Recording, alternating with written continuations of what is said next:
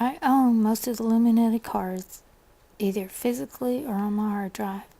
As I was looking through them, I was being shown that they were showing us right in our face that spirits are being released upon the earth. All of our wars have been planned far in advance before they ever happen. If you know the Bible, you've studied history, or the occult, you already know this. They're just placing them in your face in codes on these cards. I was looking at these cards right after the earthquake on the East Coast. Oh, and a matter of fact, they covered this earthquake up in the media. And I'm going to prove this to you in another video through these cards later. I looked in these cards and I took them with me while I had to leave for 5 days to have something to work on. I was shown what most of these mean. And I will be starting with 9/11 and all this time frame during this time, not knowing that the media would be trying to resell us, brainwashing us on this time at the same time. Please watch what I am about to show you in all of these videos with an open mind. No insulting comments left for me to read or the world. They will not be answered and they will be promptly removed. You see, the Illuminati cards were actually produced and opened to the public by Steve Jackson in 1995. But the death of New York has been planned many, many years before that date. Now, this statement I'm about to read is from John Todd's mouth.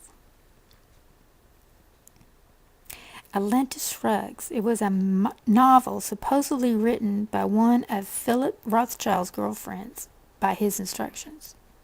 It was a coded book for witches that tells how they are going to gain control of the world. In this book, there is a sort of a parable about New York City. New York City is more or less the world. They close by saying in this book, we have won when the lights go out in New York City. And I don't mean the power failure people either. They'll shut down all the trucks leaving, all the ships coming in, and they'll shut all the planes going down. Then when everything is shut down, the lights will go out for good. Then in this book was done, the reader of the book takes his hand, lifts up, and draws the dollar sign in the air. I'm going to draw this familiar sign of the dollar. It is a witchcraft symbol that means to control and to curse. It is an 8,000-year-old people. It was never a dollar sign until we thought it was a dollar sign. Isaac Banisk, I don't know how to pronounce that name properly, so I'm just going to put his name here on the monitor for you to look at, as I always do when I don't know how to pronounce something. He said that though this symbol, we will know, rule and control the world. And the book ends. Now, this is me talking, Ruby. I have told you recently that the finger's on the trigger for New York. This was not 9/11. So beware, prepare. This is soon to come to pass. The lights will go out, for this means New York will be no more. Now when the towers fell, the rulers of the world rejoiced. Oh yes, they did. We see everything in the symbols. This will be in this video that is about to follow when I am through talking and telling you what I have to share with you. I do hope that all of you will listen all the way to the end. And I hope that your eyes will be opened wide. But the people, the Word of God tells us that there is nothing new under the sun. And there is not. We are also told that the men lay up on their beds and plot evil, and so they do.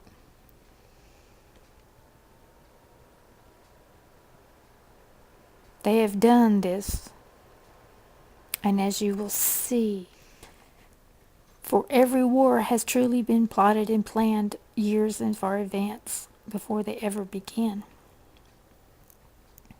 They are always planned and plotted to make someone profit. Do not be fooled in any way, for Yahweh God is always in control, and He knows your every thought before you ever think it. He knows the end from the beginning. This is to everyone in all countries, but if you live in the United States, I would like for you to take out or find your Social Security card and tell me what you see on each side of your number. That's very correct. The towers of the Temple of Solomon. Now, we've talked about this before in another video, but there they are. They're everywhere. It is masonry in your face. But now let us look at this in a different light for 9/11 and all other wars. Did you know that World War I was declared on precisely the 11th hour, on the 11th day, on the 11th month? That was November the 11th at 11 o'clock. And we always celebrate Veterans Day on the 11th. How interesting. Now, just after 9/11, the movie Ocean's 11 was released on 12/7/1. That is 1 plus 2 plus 7 plus 1 equals 11. They love to play with that number 11. Now, let's look at this tarot card, the High Priestess. We talked about this before, but since then I have a new revelation from reading on this website. The link from this website I'm reading from is in the box. And I always have links in the box. They're always very important. Cannot stress this. You need to look at the links. The High Priestess tarot card is Isis. The Isis is the Statue of Liberty. I before told you it was Mary, which is also true, but it's also the Statue of Liberty. It is seen in black and white.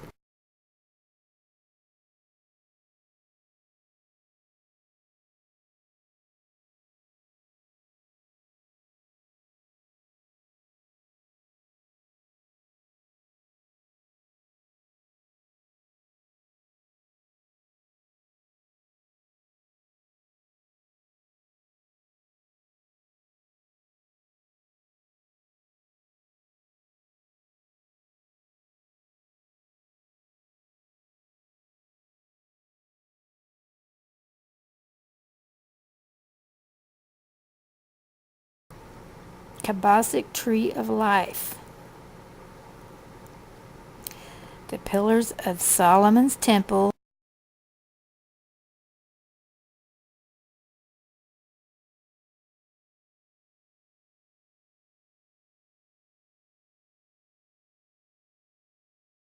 On WTC 7 was Solomon Brothers building. The pillar of mercy is male, and the left pillar of serenity is female. Between them is the third pillar, the enlightenment of illumination. This symbolic depicts the tarot card, where the sun is rising between the two pillars. The Da Vinci's Last Supper. The black wall of the two widows can be viewed as the three tower pillars. This is the tarot card. The towers. Magdalene, which is Mary, can be literally translated from the Greek as meaning tower. How about that? And as we have seen, and associating between the towers and the seven is represented in the famous Bible quote, "Behold, therefore, I am against thee, and against my rivers, and I will make the land of Egypt utterly waste and desolate, from the tower of seven into the border of Ephraim." So Ezekiel's Tower of Seven is none other than its same title is now being associated with Mary Magdalene. This tower was historically seen to be a prime symbol of Egypt, and because of his honor, has already been known as the Great Pyramid, the Great Tower of Egypt. So overlooking the seventh trade towers, the tower is the Statue of Liberty. Mary, the Tower of the Seven Wonders, a seven-pointed crown. Let's take a look at a clip from a deleted scene of a movie of Spider-Man. Please understand that everything that they show us is a symbol. See in this clip, you will see also one of the biggest symbols right here in your face. Columbia picture telling you that they are one of them. Been brainwashing you from the start. The sun is always the rising sun that they worship, and the lady saying that I've just showed you on the card. Let's watch and see as it all unfolds. The Bible tells us, for whatever is hidden is meant to be exposed, and for whatever is concealed is meant to be brought out into the open. And as for 9/11, I am sure there are many things that I have not found yet, but it is to open our eyes, and I hope I have been exposing the darkness. Take no part in the unfruitful works of the darkness, but instead expose them. This is Ephesians 5:11. This has been a Ruby. Please watch all of the videos that I will be posting all the way to the end. Thank you.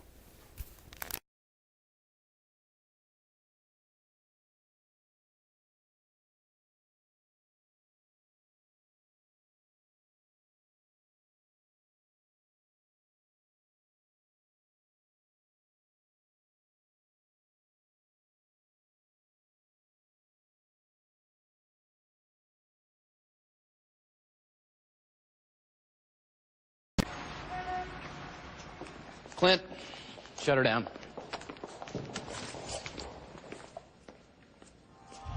Have a good evening.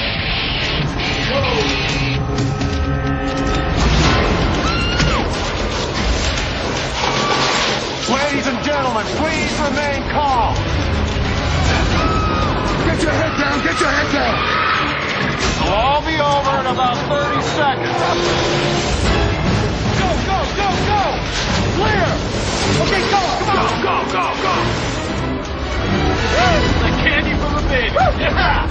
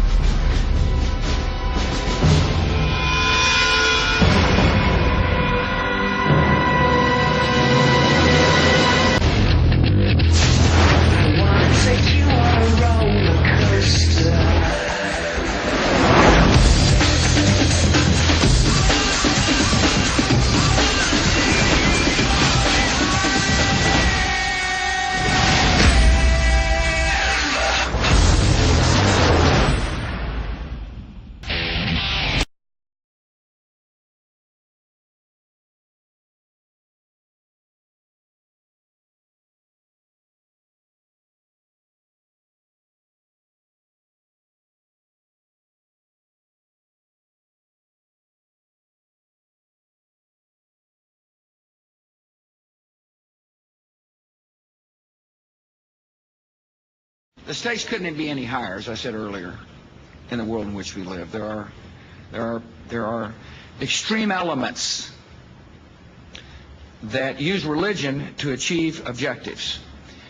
He was talking, of course, about extreme elements using religion in Iraq. But an hour later, Mr. Bush posed with officials from the Southern Baptist Convention. It is described as the largest, most influential evangelical denomination in a new book by the former number 2 man in Bush's Office of Faith-Based Initiatives. The book, Tempting Faith, not out until Monday. But in our third story tonight, a Countdown exclusive. We've obtained a copy, and it is in a devastating work. Author David Quo's conservative Christian credentials are impeccable, his resume sprinkled with names like Bennett and Ashcroft. Now, as the fully cover-up has many evangelical Christians wondering whether the GOP is really in sync with their values, Tempting Faith provides the answer. No way. Quo citing one example after another of a White House that repeatedly uses evangelical Christians for their votes while consistently giving them nothing in return. A White House which routinely speaks of the nation's most famous evangelical leaders behind their backs with contempt and derision. Furthermore, faith-based initiatives were not only stiffed on one public promise after another by Mr. Bush, the office itself was eventually forced to answer an even higher calling, electing Republican politicians. Quo's bottom line, the Bush White House is playing millions of American Christians for suckers. According to Quo, Karl Rove's office referred to evangelical leaders as the nuts.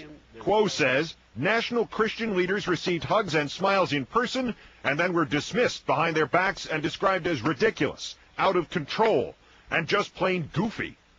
So how does the Bush White House keep the nuts turning out at the polls?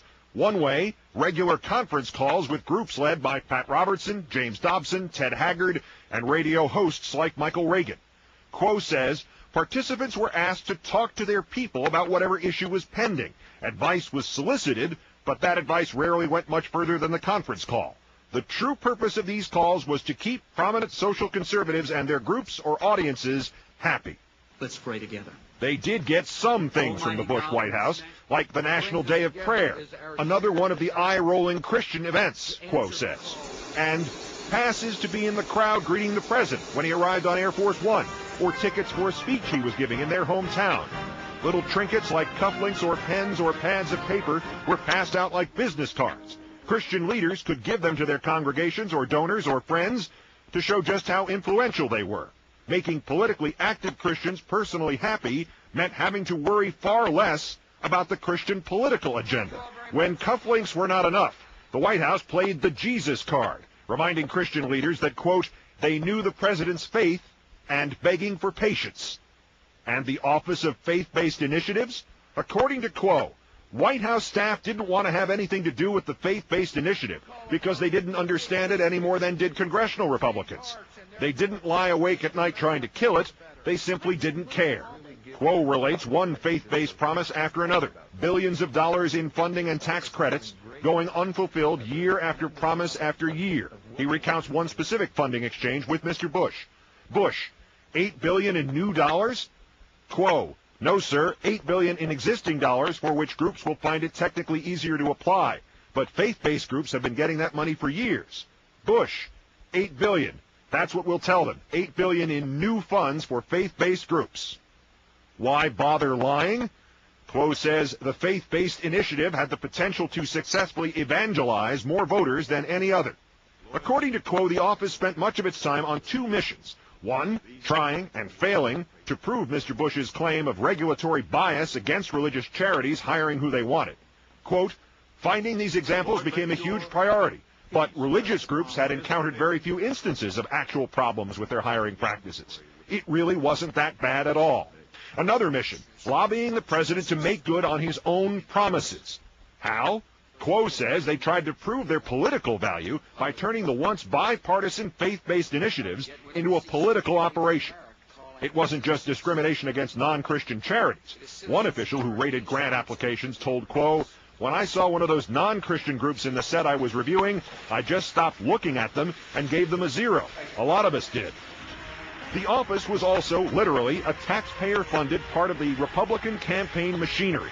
In 2002, Quo says, the office decided to hold roundtable events for threatened incumbents with faith and community leaders. using the aura of our White House power to get a diverse group of faith and community leaders to a nonpartisan event discussing how best to help poor people in their area. White House Political Affairs Director Ken Mellman, quote, loved the idea and gave us our marching orders. There were 20 targets, including Saxby Chambliss in Georgia and John Shimkus in Illinois. Mellman devised a cover-up for the operation. He told Quo, it can't come from the campaigns. That would make it look too political. It needs to come from the congressional offices. We'll take care of that by having our guys call the office to request the visit. Quo explains, this approach inoculated us against accusations that we were using religion and religious leaders to promote specific candidates. Those roundtables were a hit. Republicans won 19 out of those 20 races. 76% of religious conservatives voted for Chambliss over the decorated war hero Max Cleland. And Bush's 2004 victory in Ohio, that, quote, was at least partially tied to the conferences they had launched there 2 years before. By that time, Quo had left the White House, concluding, quote, it was mocking the millions of faithful Christians who had put their trust and hope in the president and his administration. Bush knew his so-called compassion agenda was languishing and had no problem with that. If you would question Mr. Quo's credibility, you should know that his former boss also quit the White House, complaining in his one public interview that politics drove absolutely everything in the Bush administration. There is more, much more revealed in Tempting Faith, how Jack Kemp was tricked into sounding like a religious conservative without even knowing it, Jerry Falwell's astonishing behavior at the 9/11 Day of Remembrance. Saddam Hussein.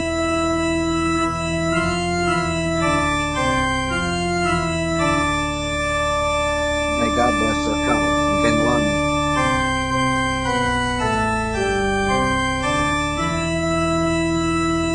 May God bless Syria and Iran. May God bless remnants of the Taliban and their Al-Qaeda allies. May God bless the militants in Pakistan.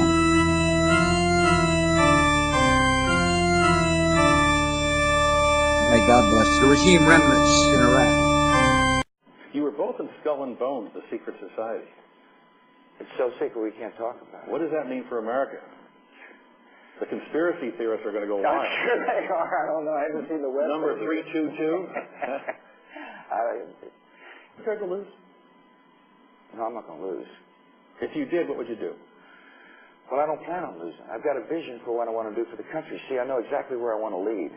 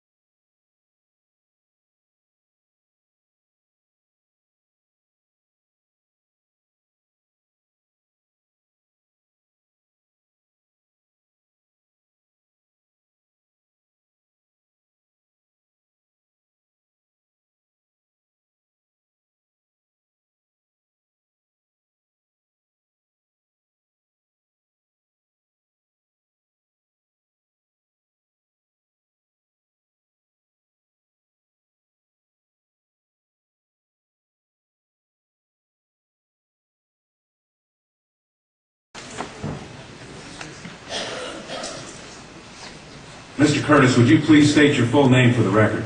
My name is Clinton Eugene Curtis. And where do you reside? Tallahassee, Florida. And what is your profession? I'm a computer programmer. Would you please speak into the microphone so the audience can hear your testimony? I'm a computer programmer. Mr. Curtis, are there programs that can be used to secretly fix elections? Yes. How do you know that to be the case? Because in October of 2000, I wrote a prototype for President Congressman Tom Feeney at the company I work for in Oviedo, Florida, that did just that. And when you say did just that, it would rig an election? It would flip the vote 51-49. to whoever you wanted it to go to and whichever race you wanted to win. And would that program that you designed be something that elections officials that might be on county boards of elections could detect? They'd never see it. Mr. Would you answer that question once again? They would never see it. So how would such a program, a secret program that fixes the election, how could it be detected? You would have to view it either in the source code, or you'd have to have a receipt and then count the hard paper against the actual vote total. Other than that, you won't see it. All right, Mr. Curtis, if you had been asked, you or others with your professional expertise had been asked to design a protective program that would protect the Ohio elections from against such software to fix the election, could you have done so? If we've been asked to make a program that can fix the election, sure, anybody can do it. No, could you have designed a program or a procedure or a protocol that would have protected Ohio against this kind of rigging? No, you have to look at the source code. You have to get probably programmers from both or all parties to look at the source code and determine if there's anything in there that shouldn't be there. I mean, it's a simple program. You're adding 1 to a person's total. It's 100 lines of code tops. All right. Are you aware of whether there was any protective action in Ohio against this kind of vote rigging through software? I don't know. You don't know? I don't know. You were not asked to assist in the development of any protective system. Is that correct? No, I was not. In Europe, have you reviewed at all the election results in Ohio? No, I haven't. Okay. Given the availability of such vote rigging software and the testimony that has been given under oath of substantial statistical anomalies and gross differences between exit polling data and the actual tabulated results, do you have an opinion whether or not the Ohio election, presidential election, was hacked? Yes, I would say it was. I mean, if you have exit polling data that is significantly off from the vote, then it's probably hacked. And your testimony is under oath? Yes, sir. And the testimony you've given is true? Yes, sir. Thank you.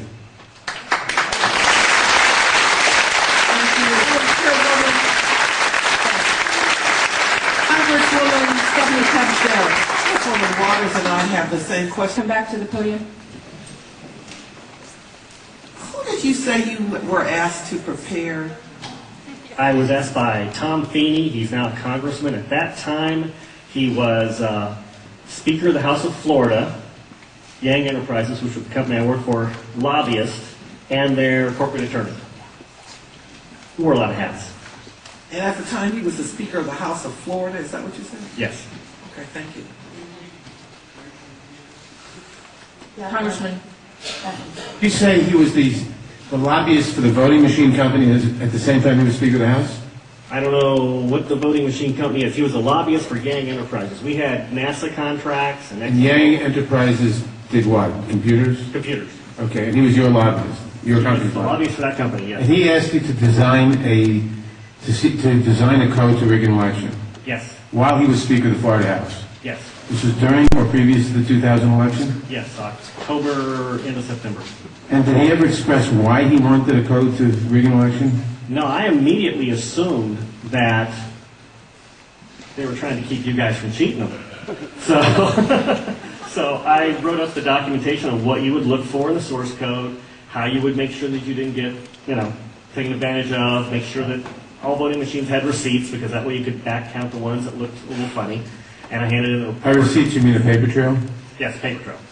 And I handed that in to Mrs. Yang and said, here's your report, here's your program.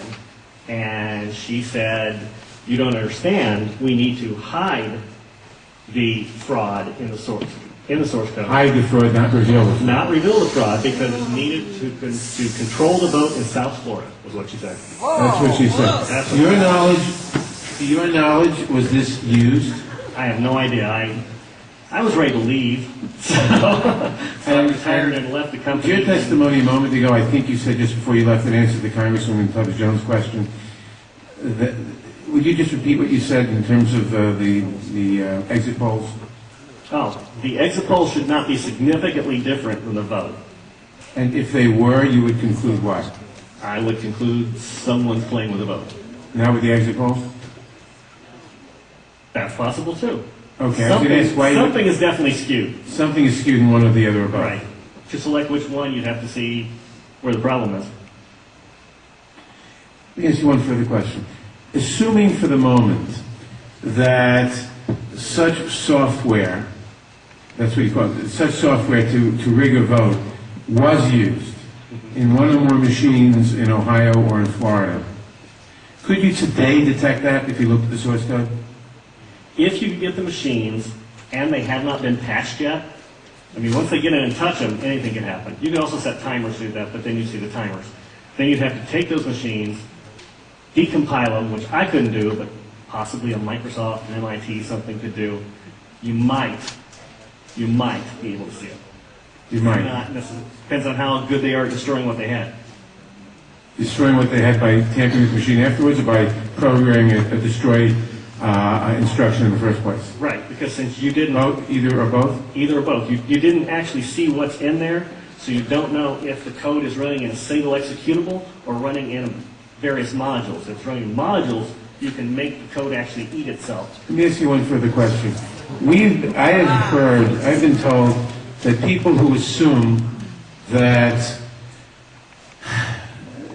lots of the election results, or that a large fraction of the election result in any state may have been affected by deliberate fraud in the computer, are paranoid, because in order to do that, you'd have to have access to thousands of machines, and that would be readily detectable. To what extent is that true? It depends on the technology you use. If you did a central tabulation machine that fed in, all you'd have to do is set a flag. You set a flag, the central tabulation machine would then flip your vote. So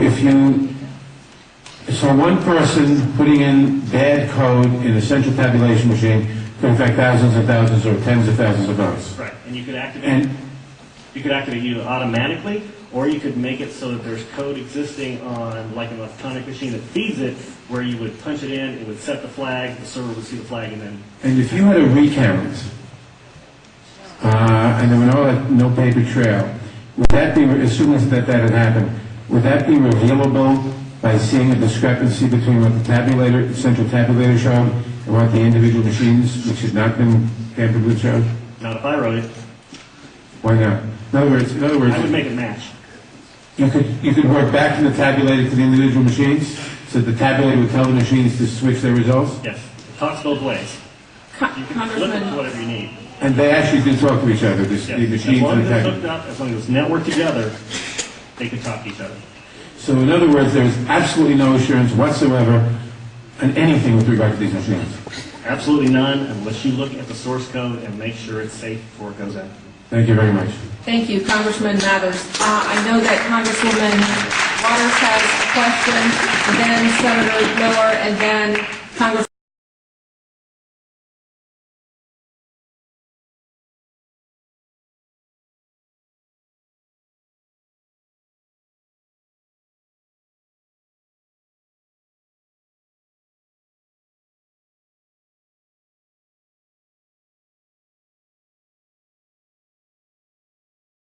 Woman Stephanie Tubbs Jones. This will only take a moment if you would come back to the... I'm new at this. As you know, there has been a lot of discussion about, I think it was Diebold Company, their relationship to the president and the administration, and supposedly comments about helping to ensure that the president was reelected. In your world, in your environment, have you heard any of this kind of discussion? Do you know people who work for Diebold? Do you have any sense of any actions that may have been taken? I don't know anything about that at all. Okay. Thank you. Sorry. Senator Miller. Thank you, Madam Chair. Sir, I suspect people will attack you in terms of your credibility. Could you restate once again your credentials? I'm a programmer. I worked for NASA, worked for ExxonMobil, worked for Florida Department of Transportation, and other elements of my story, because this company, well, let's get into it. Why not? This company also, they have NASA contracts, and they were basically downloading tons of information, I mean gigabytes worth, and handing them off to this little Chinese guy named Henry Nee, and it didn't seem right, and he was hacking things, and I wrote a program for DOT that allowed contractors to send their information into DOT, and he was kind of the quality assurance guy for software. He put a wiretapping module in the program that went out to the contractors so that it actually sent everything they sent back to Yang. So I reported all this, and just last March, I think, he was arrested for attempting to send anti-tank missile chips to the capital of Communist China. So, if that's correct, this is such a small thing. Of course, I think he only got a $100 fine. And no time. Thank you. Congresswoman Stephanie Tubbs Jones. Thank you. Thank you. We are now going to